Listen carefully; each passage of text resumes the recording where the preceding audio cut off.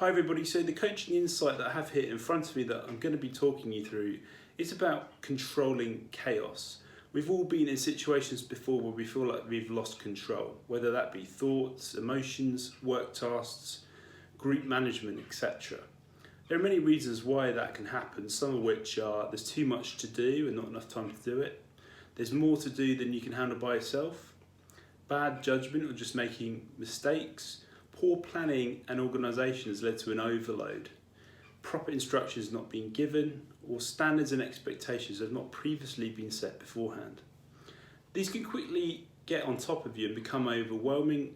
Your concentration can decrease, your productivity can be lowered, and generally they can have a negative impact on performance.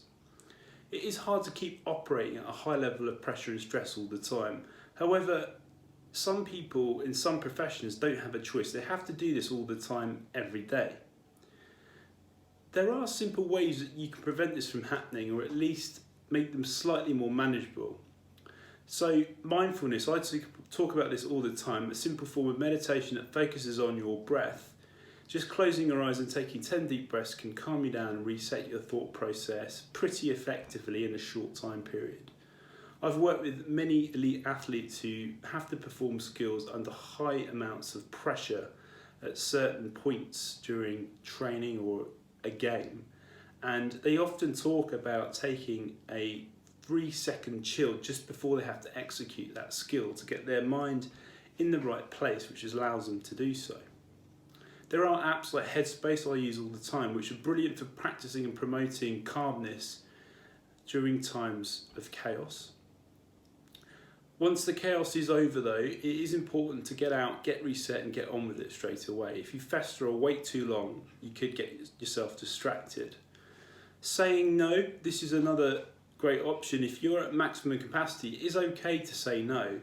Even though you feel you might be disappointing people by not being able to accommodate them, at least you are being honest and not making a false promise.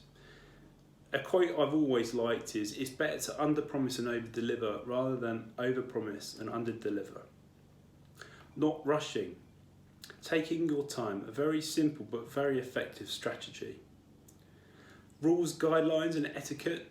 If people know what codes of behaviours are acceptable in an environment and agree to them beforehand, they can immediately be challenged if they go against the expectations that have been agreed and set.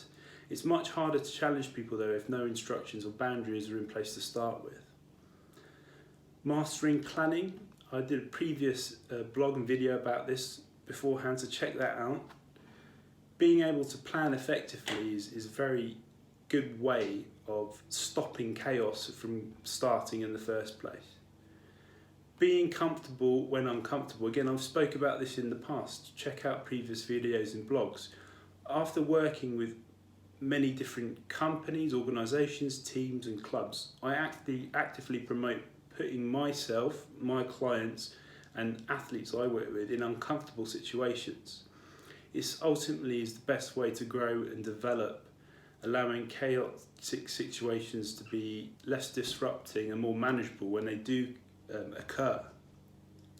It's important to remember that nothing will ever be perfect. Hopefully some of the things I've just discussed will give you a bit more clarity next time things aren't going smoothly as you'd like. I'd be really interested to know your thoughts on this topic. Please either send me a DM or drop me a comment below.